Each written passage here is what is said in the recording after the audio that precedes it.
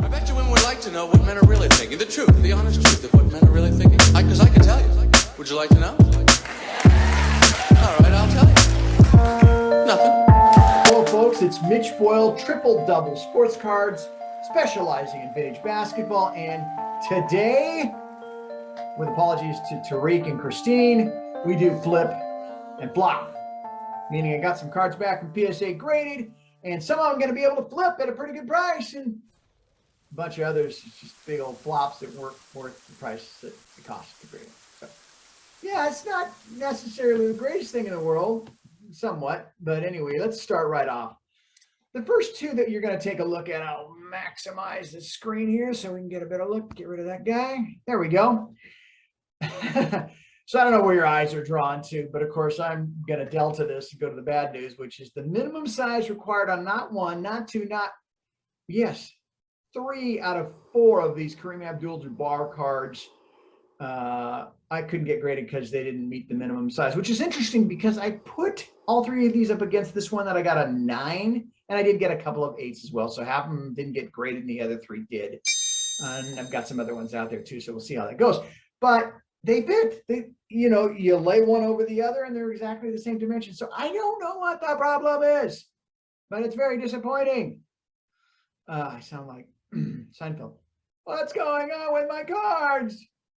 And then a PSA 9, which is a really great grade. As a matter of fact, they're going anywhere from, I want to say, the high 2000s to almost up to $5,000, depending on who's doing the work. So in any event, that's the good news. But oh boy, definitely 3 flops and 1 flip. All right, speaking of Kareem and another Laker, look at this one, this super action. How disappointing is that? I mean, I sent that in and you're going to see that I was excited about this card because look, the centering left to right is really good. Top to bottom is pretty good. And the edges are quite nice. Let me just bring that up a little bit. It's a little hard to focus there. There, good enough. Anyway, it's not very good. So that was disappointing because a 9 on that card will probably get you 100, 100 and a quarter. An 8 will get you 70. And after that, it's not worth what I paid to get it graded for. However, this Kareem card will go for anywhere between $350 and $500. Gosh, isn't that weird? It's about 1/10 of what the sticker goes in the same grade. I just figured that out. Really nicely centered card, top to bottom, left to right, not perfect, but anyway, it's a beautiful card. But that super action Magic Johnson, what a disappointment. I was hoping for some really high grades on a bunch of those that I sent in. So let's see what we get here, folks. All right. So this Larry Nance, I sent in a bunch of 86, 87, what I guess you'd say are commons. This is a photo from where he was, I don't think he made the semifinals, but he won the slam dunk the year before. That's Larry Nance, of course. And this card in a 9 might get you $80, and in a 10 might get you like 200. Maybe the 9 would get you 50, come to think of it. So that card's, a $20 card maybe. And then this Larry Bird, I sent in a bunch that I thought were going to get me 7s and 8s because they're both worth something. An 8's worth $250 and a 7's worth maybe $100. And I got a 9 out of it, which is interesting. As you can see, it's not very well centered. It was from a pack, so it's as sharp as can be, and the color's fantastic. So that's good news because a 9 will get you, hopefully $1,000 or maybe even a little bit more, depending on who likes what you're doing. All right, so we're putting, I guess, the good stuff on the right and the bad stuff on the left. And here's another Magic Johnson, another Larry Bird. And we'll start with the Delta right away, which is the 5 super action. Same thing on the super action Magic Johnson. Here's a card that I thought was going to get a 9 or a 10. Again, centered extremely well, but that upper right-hand corner on the super action Larry Bird is soft. And I didn't think it was that soft. I mean, that card's not worth $20.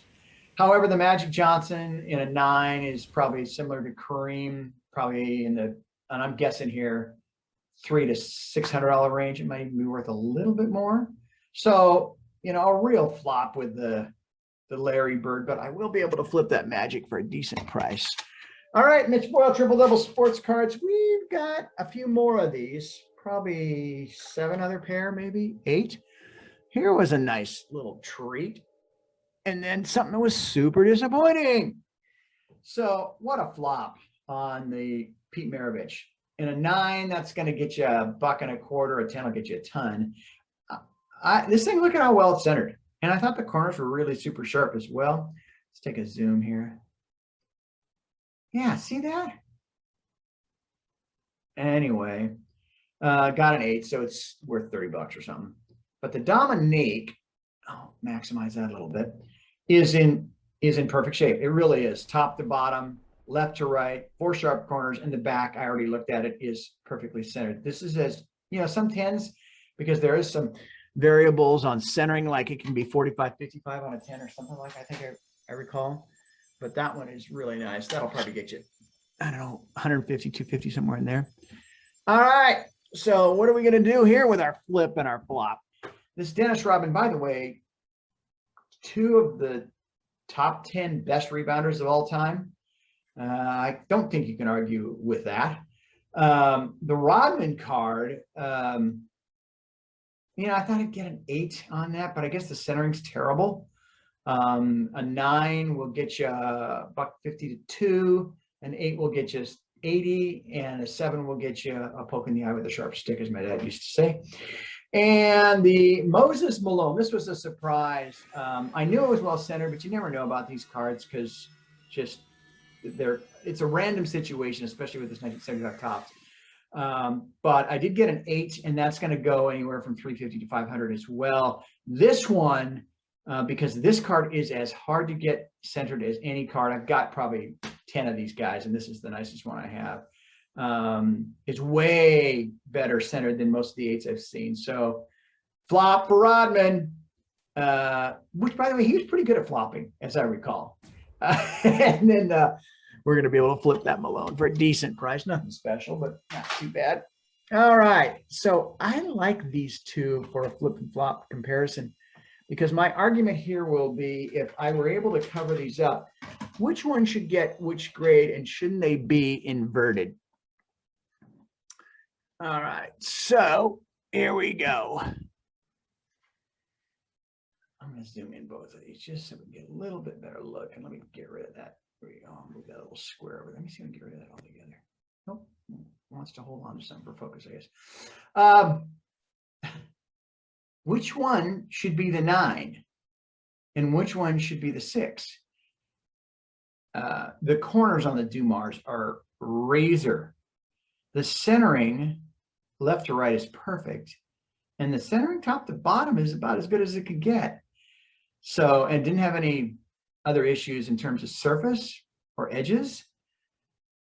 And then it's almost like these cards were put in the wrong holders with the wrong names. Because this Reggie Miller, the centering top to bottom is pretty good, but left to right, it's off quite a bit. Enough for me to say, all right, I'll take the 9 and flip it. But this 6 for Joe Dumars, his rookie card, is a flop, because even a 9's not going to probably get you $100, maybe 120. This 6 will, at the end of the day, probably get me $20, maybe. I don't know, maybe a tad more, but not much. So, gosh, that Dumars was so disappointing. All right, let's go with a couple more. These both from 1988. And if they're 9s or 10s, especially 10s, they'll be in great shape. So what's interesting about these 2, if you look at them, is how they are centered. And they're both centered equally well. Now, look at the edges on the Larry Bird on the right. Look how rough that is. And these are both right out of wax packs. So, unless something weird happened at the factory, the corners are going to be very, very sharp. And they are. But the Malone at an 8 is pretty much worthless. So that's a flop. And Larry Bird at a 10 is worth between $500 and $650. And I actually got 2 of those in my last PSA submission. So I don't know. That tells me that the Larry Bird must be pretty easy to get high grade on. All right. So the first one was nice. Not anything special, but it'll definitely be worth a flip. But now we got to do a flop. Oh, God. So I bet you I have 30 of these Rick Mahorns, and this was the best one I could find. The centering, which obviously is always critical, was really good. I don't see any soft corners here. And it gets an 8. And a 10 is worth like, I think 130. And a 9 is almost worthless, like maybe 70. And so an 8 is, disappointing. What a flop. And then there's Michael Jordan, and this is his Upper Deck promo, which is a pretty hard card to get. And it got a 9. And I want to say that's going to get me $120. And I expected maybe an 8 out of this because the centering top to bottom is not very good. But I guess everything else about it is. All right, folks, remember Ricky Mahorn? And who was his sidekick? Sally? Is that who it was? Anyway, was it Yost? Who's the play-by-play guy? I'm getting that wrong. Anyway, for the Celtics, he called them McFilthy and McNasty. That guy was the biggest homer in history. I'll figure that out, and we'll make sure we get that on this video. Last two. Y is the one on the left, a 9. Flip. And the one on the right, flop, a 4. I have no idea. God, that's disappointing. I mean, I just can't see the difference other than maybe centering, but I'd argue with you that the one on the right is the better centered card. So the 9 and a 78 tops, which is Julius's like 5th year card, is in the 150 range, maybe a little higher, maybe a little lower. And then that 4 is worth, I don't know what it's worth, but nothing. So folks, that is it today. That was fun. Oh, by the way, did you see that's me saying, hey, we got some new hats for Triple Double Sports Cards. So thanks again so much for watching. Make sure you go to tripledouble-sports.com. Spend some time on there. I'd like your opinions about what's on there, if it's priced aggressively enough, if it's, of course you're all going to say the same thing. The prices are too high. Can you cut them half? That's what I do. Anyway, again, thanks for watching. It's Mitch Boyle, Triple Double Sports Cards. Yeah.